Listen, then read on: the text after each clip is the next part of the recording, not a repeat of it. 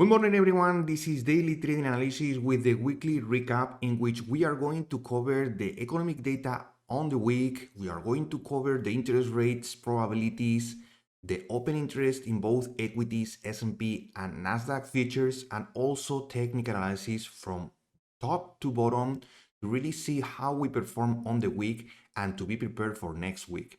So as always, we are going to start reviewing the economic data in a very summary way. So on first, Monday and Tuesday were both days of a lot of Feds talking. And we are going to summarize what they said, basically higher for longer. And markets were slowly climbing back to its all-time highest levels during Monday and Tuesday because there were no economic data, and we all know what Fed is saying. Higher for longer is still the narrative. So we have to also call on Wednesday what happened with the FOMC minutes.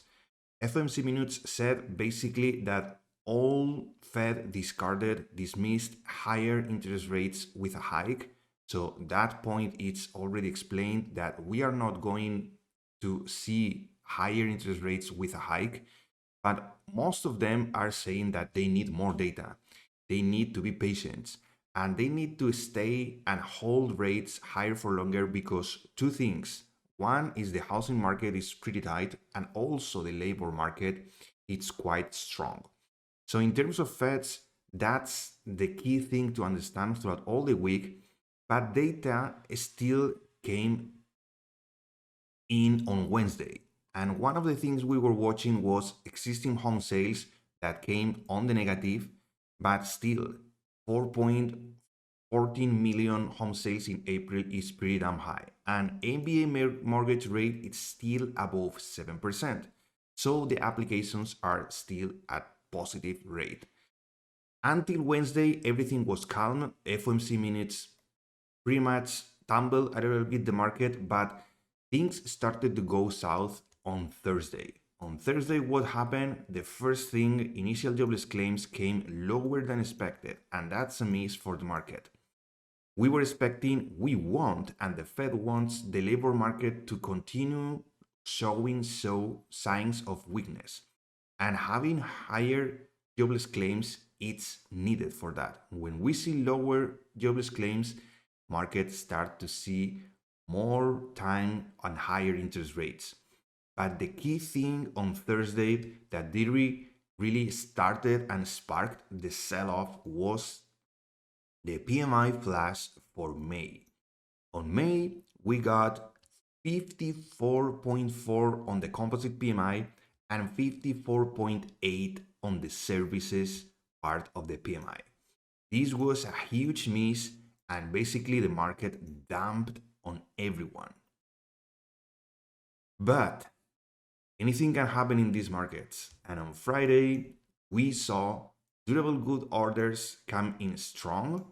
So that's a tick for the market. And Michigan consumer sentiment and inflation expectations coming in way better than expected. Consumer sentiment 69, we were expecting 67.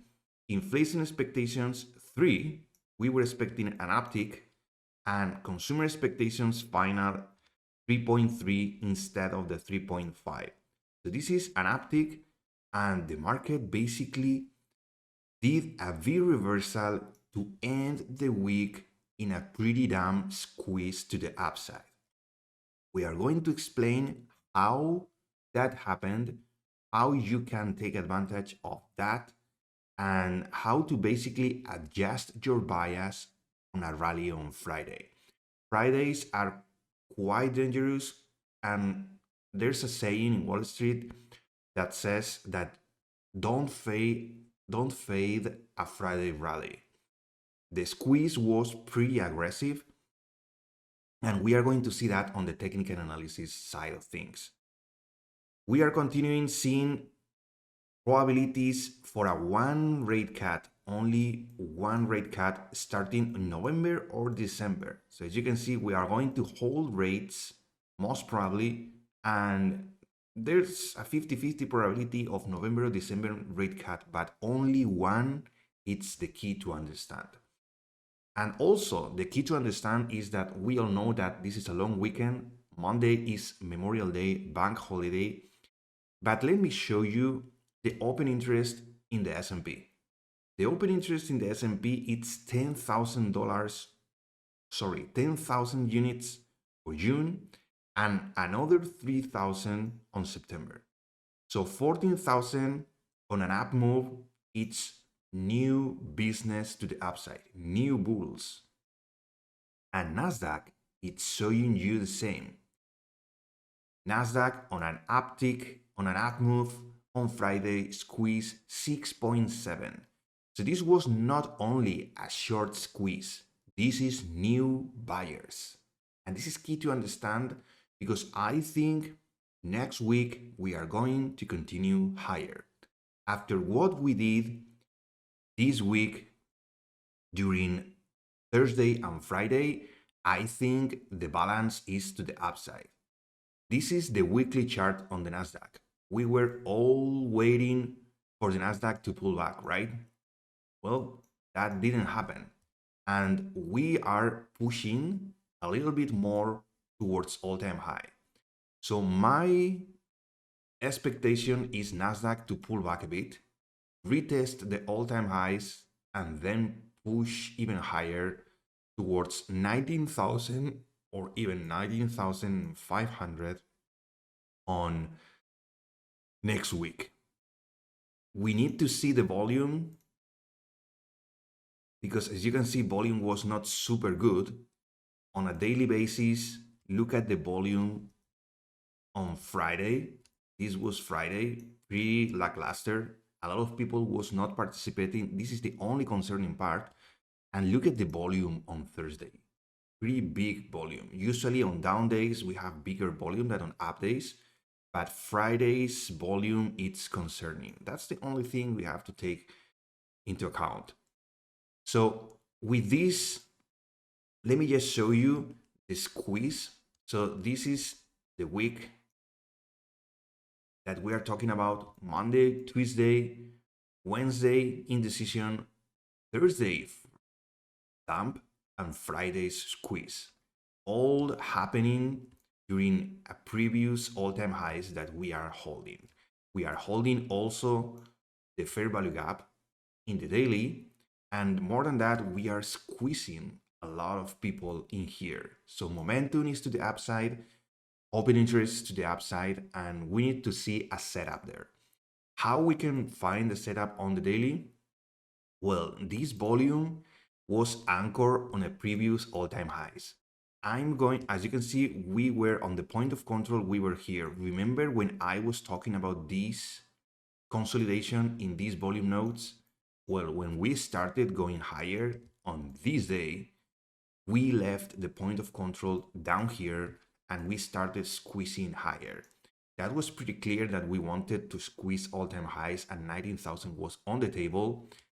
And we now need to forget about this anchor and anchor the volume profile. I want to see how the buyers are coming into this move. So now the anchor will be put down here, and I want to see the distribution of the volume throughout all these moves. Point of control is down here. Sorry, let me just move this. Point of control.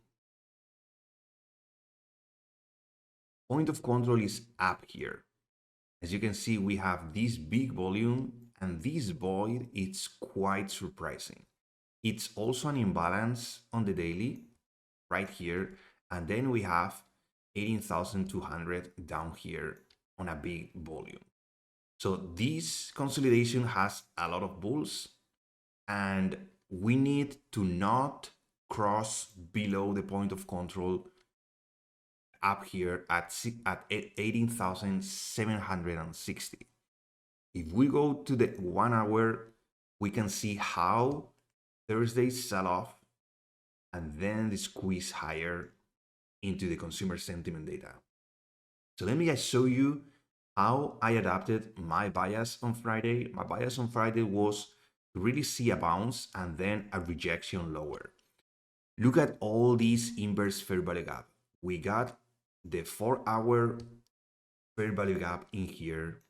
We had the 1 hour also here.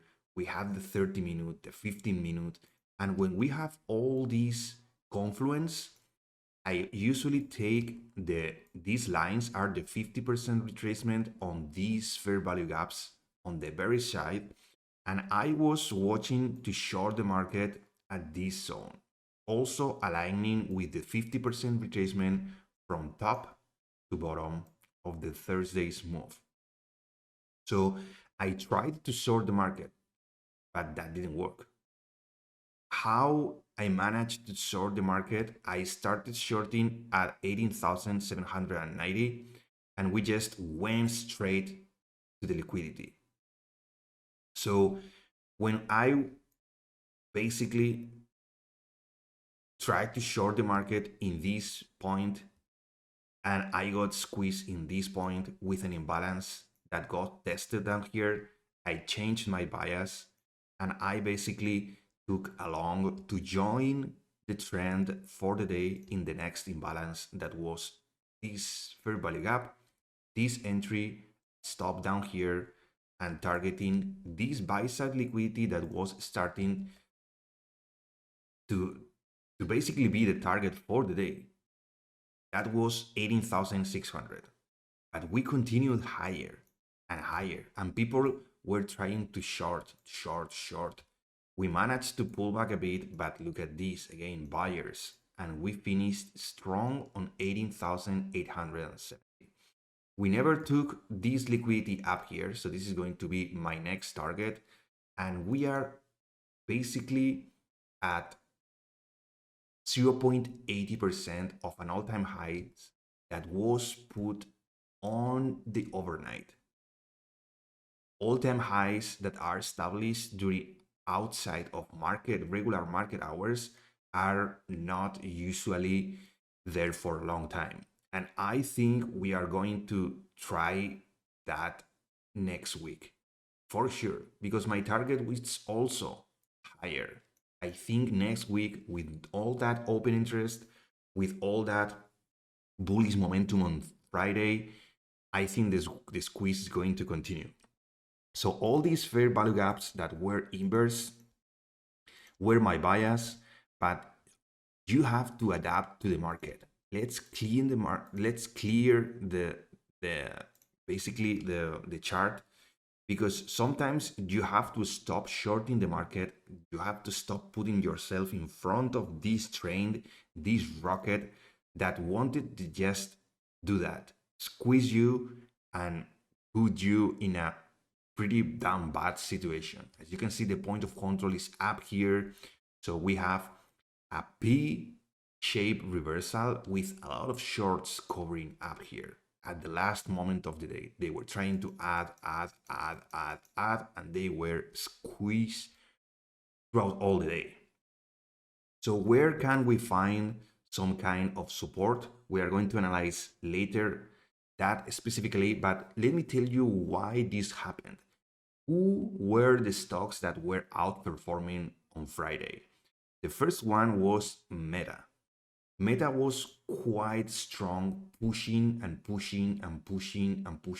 was up 2.67% on Friday, because they are basically, let me just, was this news? It was this one. Meta plans to charge for advanced AI assistant features that they have in its artificial intelligent power assistants, Meta AI. So basically, they plan to charge a lot for their model, and that is going to put a lot of revenue on that, and basically will show you more growth. And I think this is one of the keys. Look at this move. This is pretty similar to what Nasdaq was doing, right? Nvidia was starting to show weakness, a little bit of chop during the open, but then started to open up. Another one, Tesla, joining the party on Friday, and Apple 1.66. Microsoft was also in the green, but it was not as strong and squeezing Thursday's put. But look at Meta. A lot of these stocks were pushing. We started seeing chop, but then Meta, Apple, and Nvidia were really pushing to the extremes on Friday. So pretty damn good squeeze on Friday. And on a daily to daily setup, we have a lot of these stocks holding levels towards all-time highs. Apple after Thursday, it's just in the range between 187 and 190, holding the breakout on the daily. Microsoft is also holding there, putting a little all-time highs. We are not going to move that. I'm going to stay at that, but we are just there at 0.50% of an all-time highs new. Tesla, its own thing. Amazon is just pulling back a bit because the consumer is struggling, and we don't know yet if the consumer is really strong or not.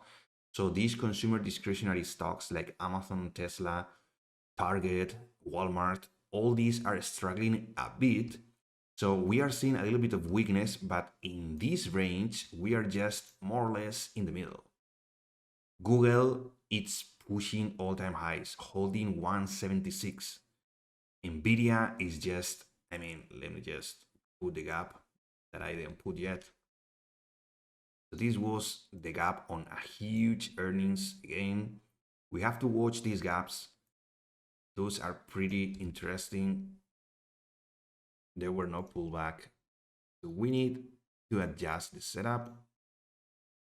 And I'm going to put that here. This is going to be the previous line that I would like to see.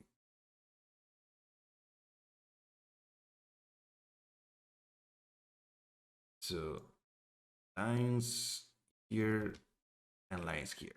So Nvidia is just pushing 1064. I think 100, 1100, 1100 is going to be a pretty psychological level. So be careful with that. We are just there. We are just there. I was watching, there was this line from the previous pivot. We held here. We just skyrocket on Friday. So we can remove that because Nvidia, it's still looking super bullish. And Meta, it's looking pretty bullish, bouncing from both PMAs. And I can see Meta pushing this little gap and then pushing the new range towards 500. 500 is just there. So as I was saying, the Nasdaq, it's pretty bullish.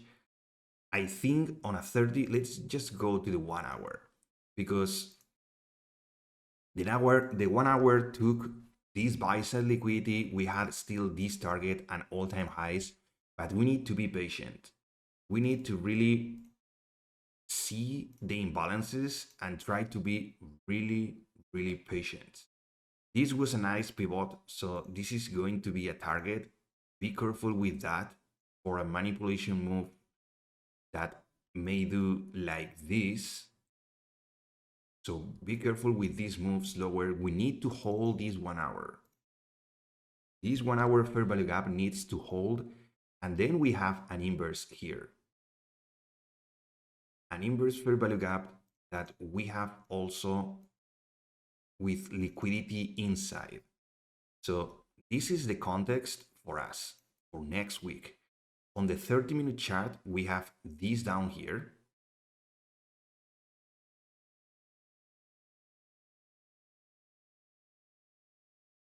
So this is for the 30-minute chart. And I would like to see a move lower, a test of this 30, and then push higher. If we do this, I think we are going to see buy side liquidity taken, this inverse managed to consolidate here and then attack the new all-time highs at 19,023 some point next week. That's the bullish case.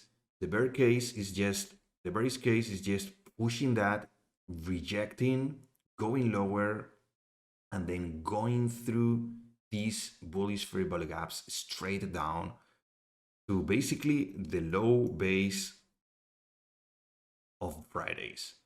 This is going to be key to understand. I don't want to see price action down here.